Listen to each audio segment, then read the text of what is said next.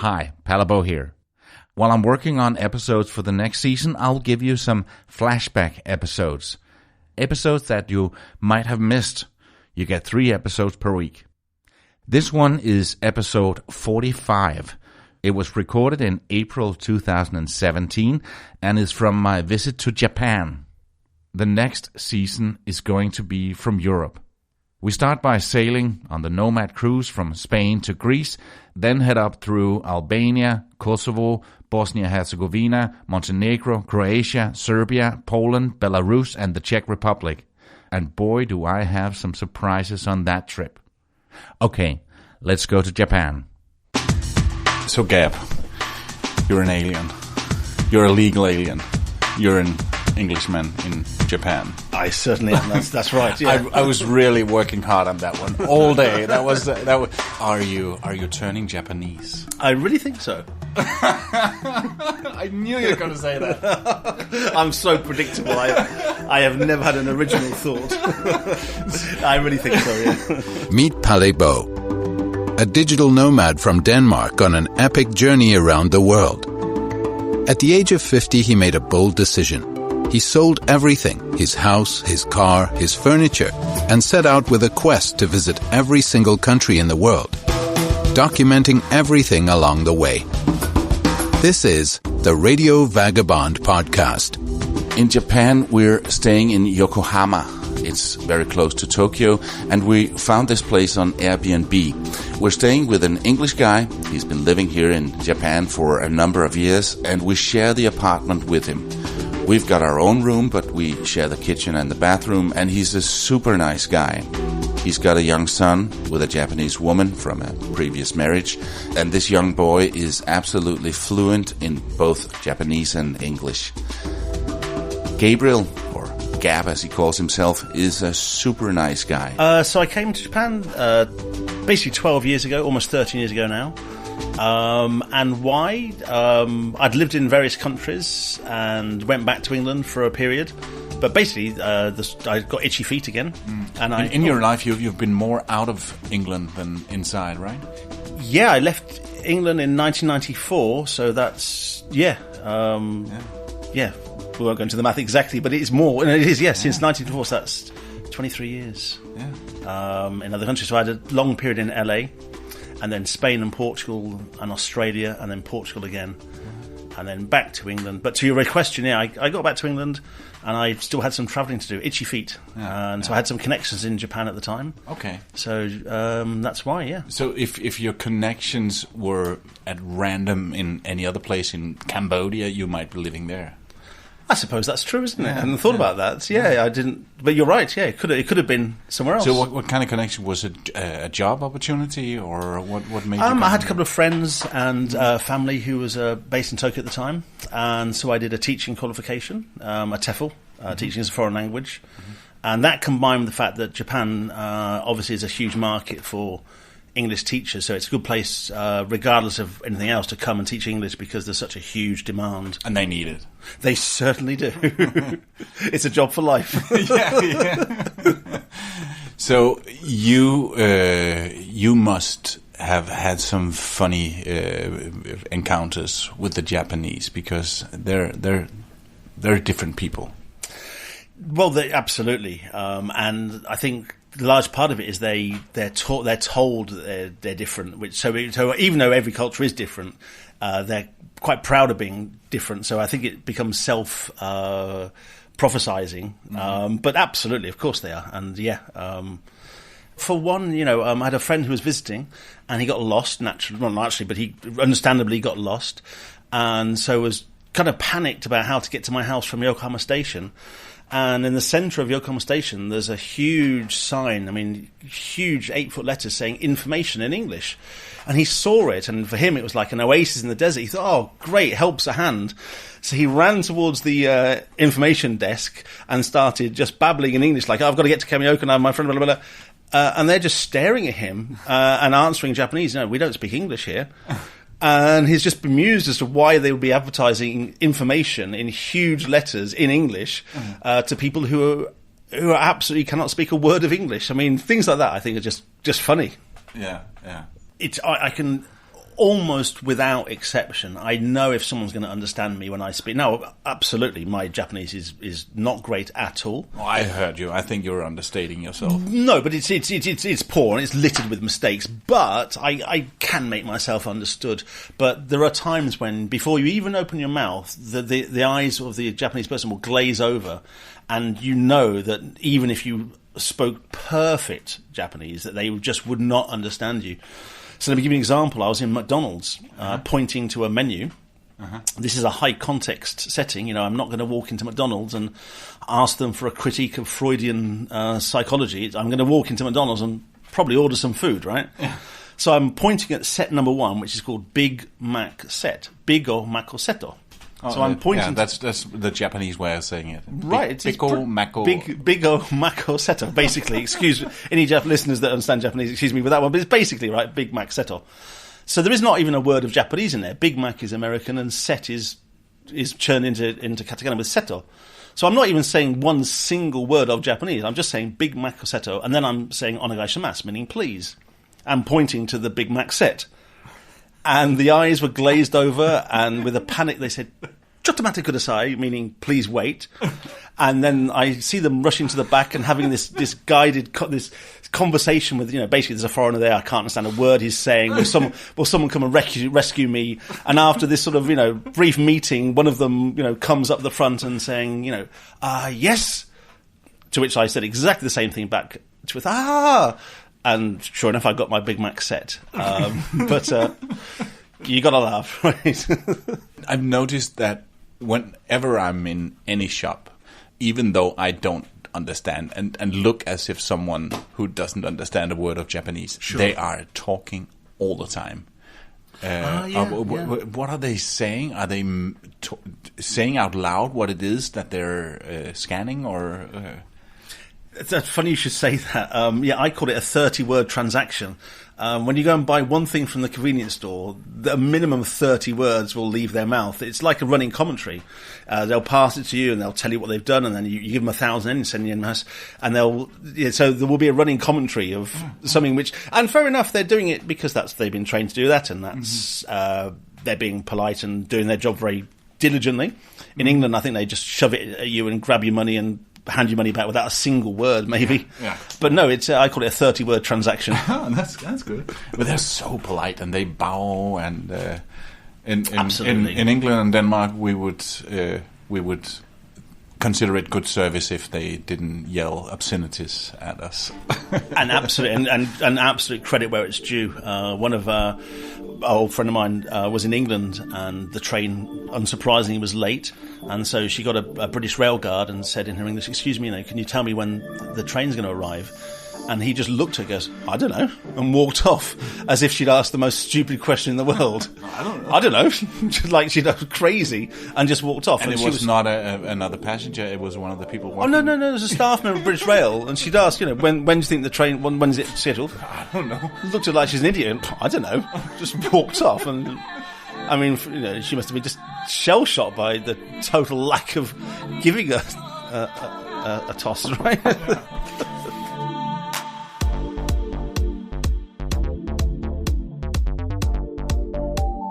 This is the last night in Japan. It's 10 o'clock at night now, and tomorrow morning at 5:30 I will be leaving Japan, and you two girls sitting beside me will be leaving the day after.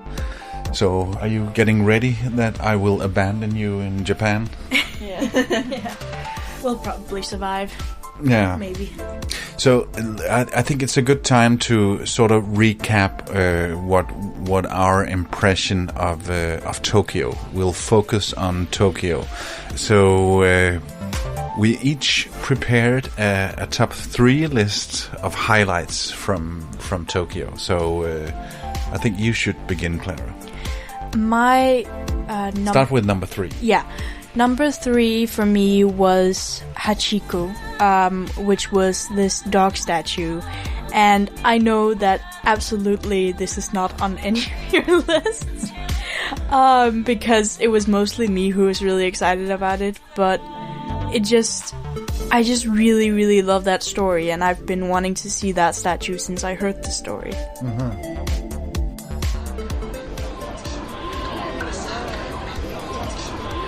We're at Shibuya Station. We just got off the train, and my youngest daughter, Clara, told me that we needed to go to this place because this is the highlight. And here it is. There's a small statue of a dog. And what's the deal with the dog? Well, I believe it's called Hashiko, and it's this story, a true story about a dog that each day followed its owner to the subway station and waited for him there while he was at work. And then one day he died, and the dog kept on waiting until the dog died itself. So now it's become this symbol of loyalty. And they raised the statue. Yeah. So this was obviously very important for you to... Very, very important. I'm glad we went, and in fact, the dog is here, and in between its legs, there's a cat resting underneath the dog. I will post a picture on it on the radiovagabond.com. And right next to it is this, I think it's one of the world's, if not the world's, most busy intersection with a lot of people crossing it when the lights turn green from all sides, and it looks amazing from a little bit from above. But now we're going to be crossing it ourselves.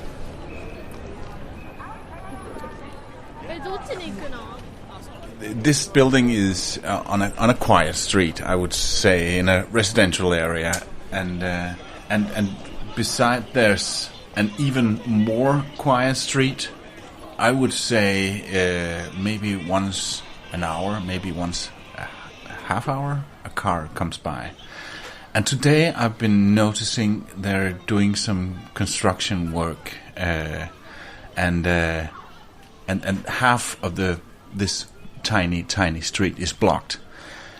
And then there are 2 traffic guards standing all day, and I've seen them all day. They just stand there, and they even wore headsets so they could communicate to each other. Right. They're standing 10 meters apart, and what the hell is going on?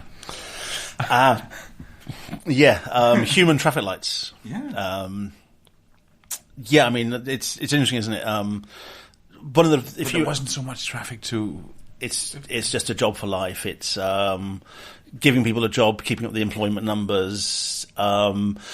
You could say it's social responsibility of giving employment to people. Wherein I'm sure in ruthless capitalism we would just obviously say, why on earth are we paying someone to stand there when we can just stick down a traffic light, which is exactly what we would do. Mm-hmm. So I mean, I thought the first thing when I first ever saw those, what on earth is going on? You know, the traffic light's broken. Is there a power cut? Why is he standing there? Nope, there's a job for life, which is comical by many Western standards. But then on the other hand, you know, the guy's got a job. He may not have a job if it wasn't for that. So. But efficient it ain't, obviously. But it's not supposed to be. I would think that the guys standing there 8 hours straight would think, what am I doing here? This is so unnecessary. Absolutely. How would you justify your existence in a way in terms of standing there doing a job that you must be aware can be done by 3 separate lights of red, amber and green? Yeah. This is just a personal thing, of course, but I don't think that type of critical thinking or actually challenging what's done exists in the same way in many Asian countries and in Japan, maybe in particular. People, you know, they are a country that does like to follow protocol and follow rules and to do what your boss says. For me, I mean, I'd last 5 minutes. I mean, I can't imagine it. But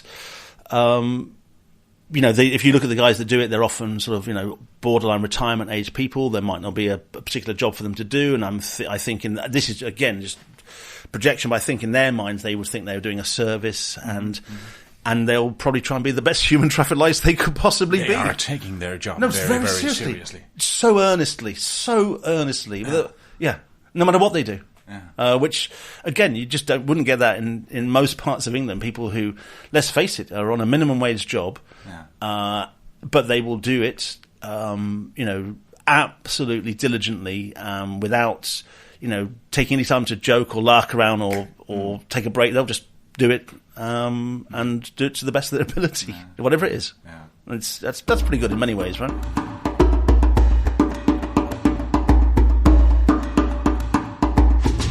It's not on my list. It didn't make it into my top 3. What about you, Amanda?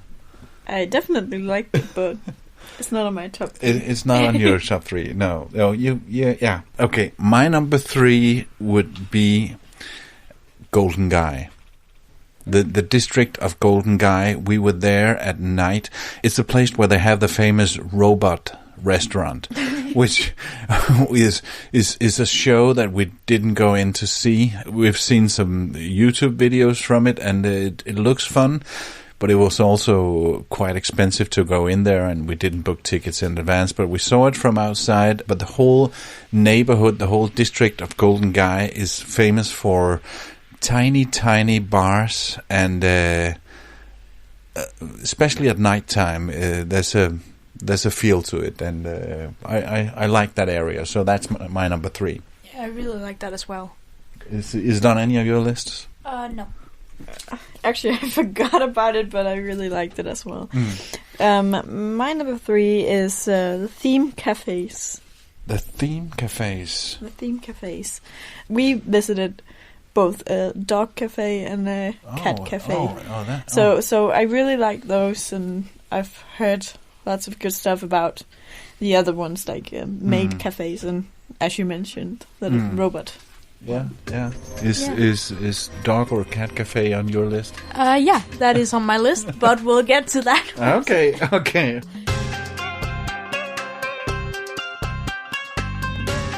Gab, what's the best part about living in Japan? Well, for me, one of the things I particularly love is, we've talked about this, is onsen. I think anything where you can burn so few calories and be relaxed. You need to explain what it is. So Japan is a volcanic group of islands and has many natural hot springs. So there's natural mineral water coming out of the ground, which is beautiful temperature. So there are 2 types in Japan. There's an onsen, which is completely natural water and naturally heated. And then in areas where there might not be a natural onsen, there's a thing called sento, which is a public bath. And they often import the water from onsen areas, but they heat it themselves in situ. So, I just absolutely love, on my day off to go with my son and have a nice lunch. Like last Sunday, went to sushi, which is great, the kaiten sushi. Mm-hmm. So it's a conveyor belt sushi, which is very, very reasonable. Another myth about Japan is how expensive it is. We had a great lunch, very, very reasonable, and then went to an onsen. So things like that, I still love, even after 12 years. It doesn't get old at all. I love it. And you just mentioned you have a son, Anthony, a wonderful 7-year-old boy. Thank you. That's very nice. Thank you. And his English is absolutely perfect. But his Japanese is just as perfect, right? Oh, Japanese is his first language. Yeah. His mum's Japanese. He goes to Japanese school Monday to Friday. He's been through the Japanese nursery system. He dreams in Japanese. It's his mother tongue. Mm-hmm. But now I'm very, very proud of him. His English is, native. He speaks he even speaks with a specific English dialect. Oh, did you notice? Yeah, I'm proud of that. So that's also why you're still here. Yeah, absolutely. Absolutely. One of the reasons. Yeah. Onsen and Anthony. Not in that order, Anthony, if you're ever listening to this in the future. Yeah, absolutely. I made a very clear choice. Didn't work out with his mum, but that's fine. These things happen all the time, all over the world. I've tried it twice. Yeah. Who's winning?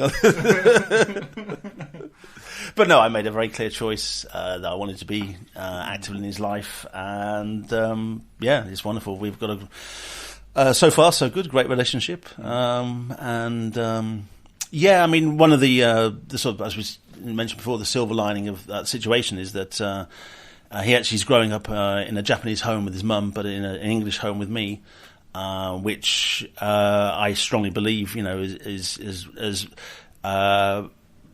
helped him with his English, because a lot of children grow up in a mixed marriage home and might have less than perfect Japanese from one partner and less than perfect English from another partner, which is very natural, of course. Grow up with sort of without clear models of either language in some ways. Whereas I've never spoken a single word of Japanese to him. Not that I wouldn't, but I wanted him from day one to know that to speak English to Daddy, you speak Japanese to Mummy. Very simple. Seems to be working. I think he's balanced and happy, and as you say, he's bilingual basically, so which is wonderful. Wonderful. And he's here almost every weekend? Absolutely. Typically see him Wednesday nights for karate, and then Friday night or Saturday we go to international school where I work on Saturdays, called Laurus International School. He comes with me. And then Saturday nights and Sunday, and his mum picks him up on Sunday. So, I mean, that's one thing where I'm absolutely blessed. It's been work, but I'm absolutely blessed. Japan has a less than perfect track record of parental access. It's up until recently has been a black hole for parental abduction. Japan signed the Hague Convention about 20 years ago, but only ratified it basically 2 years ago. And the Hague Convention means that the parents have access, and that one parent can't move more than X amount of kilometres from the established home of the child without permission. So that's another whole thing. But I'm doing great on that front. It's very, very lucky. And in a couple of years, you're taking him to English school in England. Absolutely, that's the plan.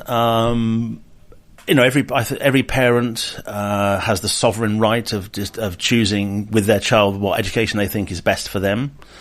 As I've said, in the past, if a child's mum and dad are both Japanese and they have no particular desire to live in another country and they anticipate themselves and their family living and working in Japan, absolutely natural that you would go through the Japanese education system, because it's designed for that purpose. However, my son is Japanese and English and Japanese. He should be very proud of both of those parts of who he is.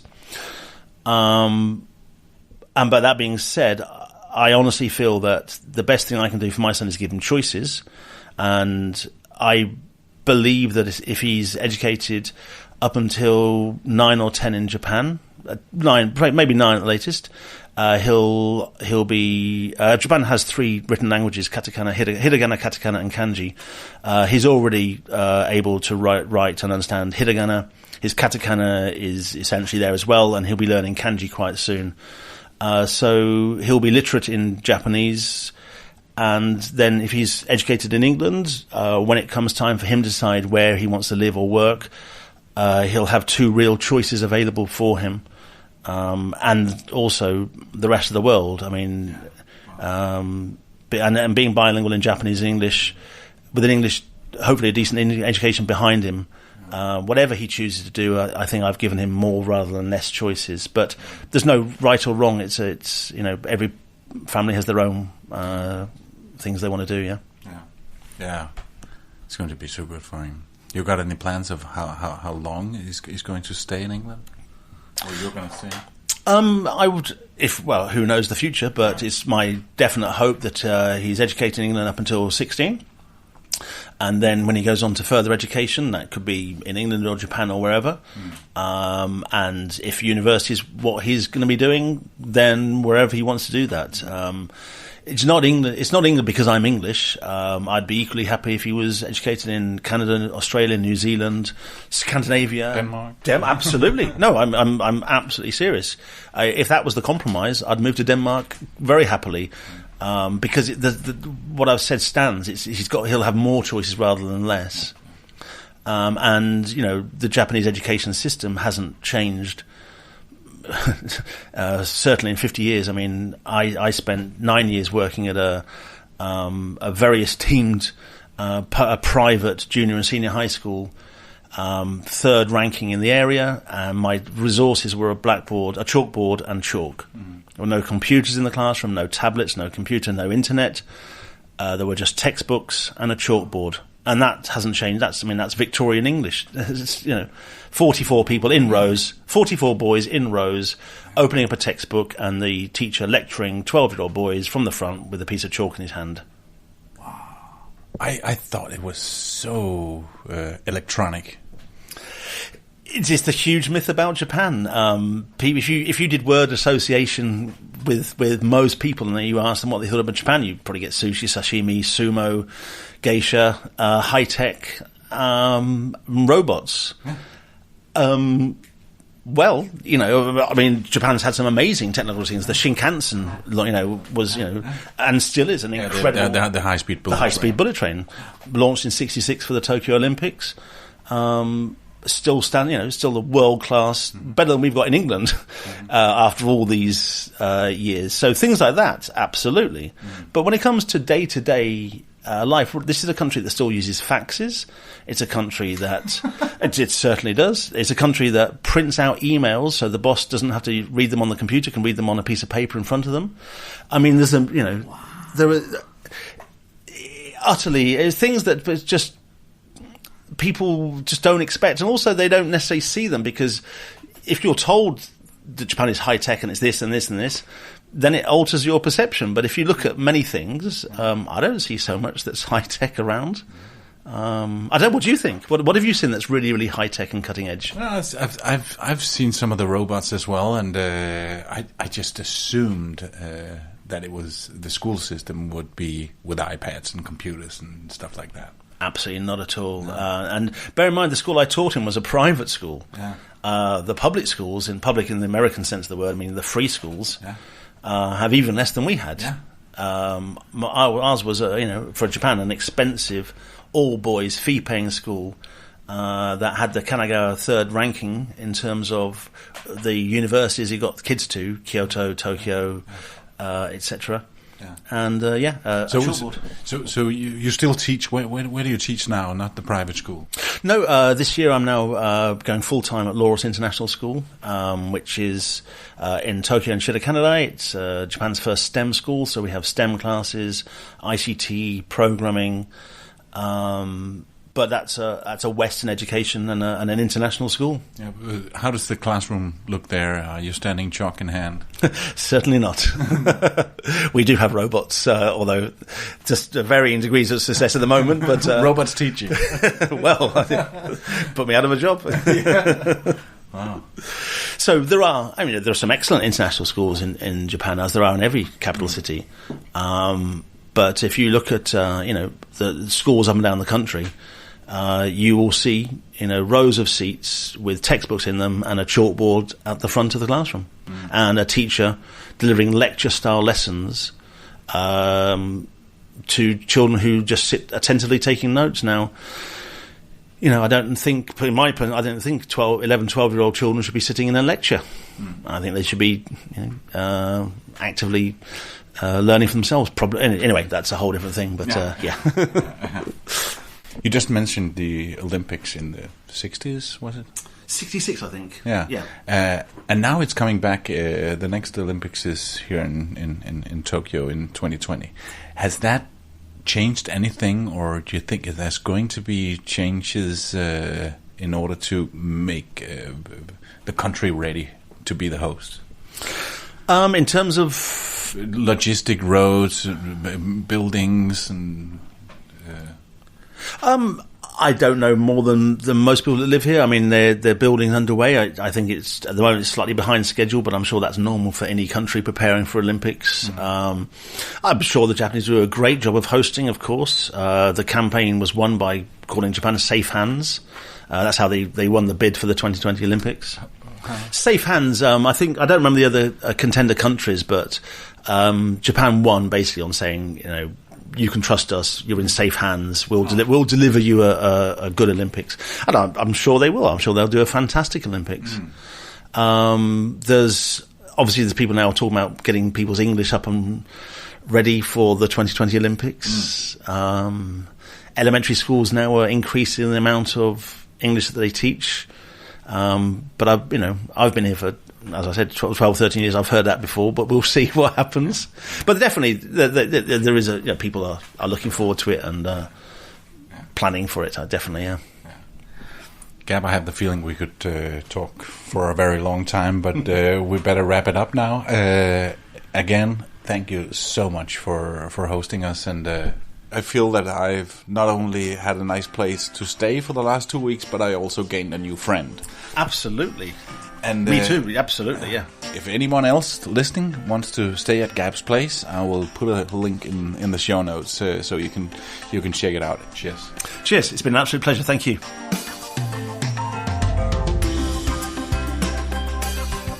Okay, Clara, you're number 2. My number 2 is Takiya Shita. I believe that's how it's pronounced. I went into Takeshita. Takeshita. Takiya Shita. That's at least what Google Translate said. But it's the street in Harajuku, which is like it's very touristy and it's clear that it's a very like famous place that there's a lot of tourist traps, I guess. But I really love the atmosphere. I love the shops. There were a lot of we got frozen popcorn, which is a weird thing, but was really delicious. And there was an anime shop, which I loved. I really enjoyed that. And that was where we found the cat cafe as well. Yeah. Takeshita Street is in this Harajuku district. Yeah. And the whole district, I really liked it as well. That could easily have made it into my top 3. Well, but no, my number 2 was the Ginza district, especially because we were there on a Saturday where they close it for cars and traffic. So the whole street was they call it pedestrian paradise, and they do it every weekend, Saturdays and Sundays and holidays, and it's closed for traffic, and a lot of big shops, but the whole feel of this big wide street was just people walking around. Someone even put chairs out, and that was my number 2. It's not on my list, but I definitely loved that as well. And also, that's where we found the 2 huge stationery stores. That was in Ginza. And speaking of, that's my number 2, or at least the stationery store Itoya, I think it's called. Was it? In fact, there are 2 stores. 2 stores, 11 floors of just stationery and art. And I don't know. It was my. You're both very very artistic, and you really enjoy that. So maybe that's not for everybody, but I really liked it too. Yeah. If you in any way like stationery or like just art supplies, yeah. You'd love it's an art supply paradise, really. Yeah. So I like that shop. And then I also like the store called Beams. I think it's maybe a flagship store. I read somewhere, but I'm not sure. What was it about Beams that you liked? The thing about both Beams and this Itoya store is that you could really see this essence of the Japanese, the mix of this cuteness and weirdness and just really good handcrafted stuff, and I don't know. That's really nice to see. Yeah. So your number 2 is what? Just shopping, and then those. You couldn't really decide, could you? No, I just really like those two, but the whole Ginza area where it is just really nice. Okay, now we're into the number one. Your favorite thing, Clara. Drum roll. Well, I mean, we've already talked about this, and that I have an idea what it is. Yeah, it's the dog cafe. 'Cause, it was 5 minutes after we walked in, this tiny, tiny dog, it just walked into my lap and it fell asleep. It was like a little poodle.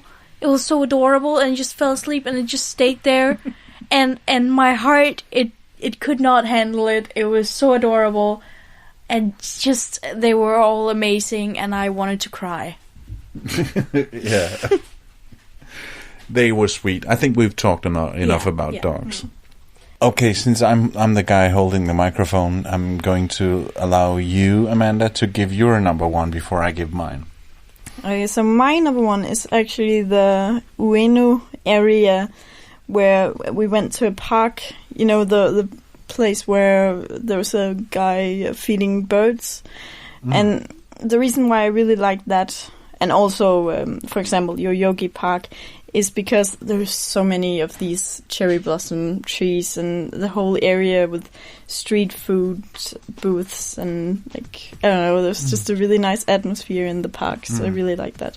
Wow, you've almost taken my number one. My number one is being here right now.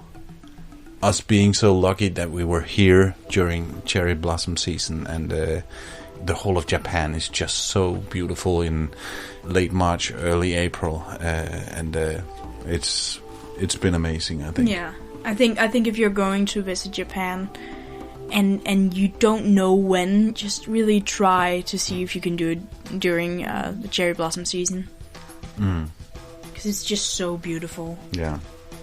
One of the things that almost made it to my list, but didn't, was the National Arts Center, where we saw the exhibit of this great Japanese artist Yayoi Kazuma, and the woman with the pink hair. That was interesting as well. But there's so much about Tokyo and Japan that I like. So yeah. Just also, I really liked. We went to the top of Tokyo Plaza. There's a rooftop garden there. It's very interesting. A good alternative to, for example, visiting some of what is it called, the sky. The tower. Yeah, the towers where you need to pay entrance. You could see all over Tokyo, and it's completely free. You can get a cup of coffee there, and it's really nice. Not completely free. Yeah, but it was free if you didn't buy anything. So all in all, impressions of Tokyo. I'll be back. Absolutely. Yeah. Not done with Japan. No. And now I'm leaving my daughters. They're leaving Japan to go back to Denmark a day after me. But tomorrow morning I'm leaving for Canada. I've been asked to do a keynote at a conference in Toronto, and I'm so looking forward to that. My name is Palabo, and I gotta keep moving. See ya.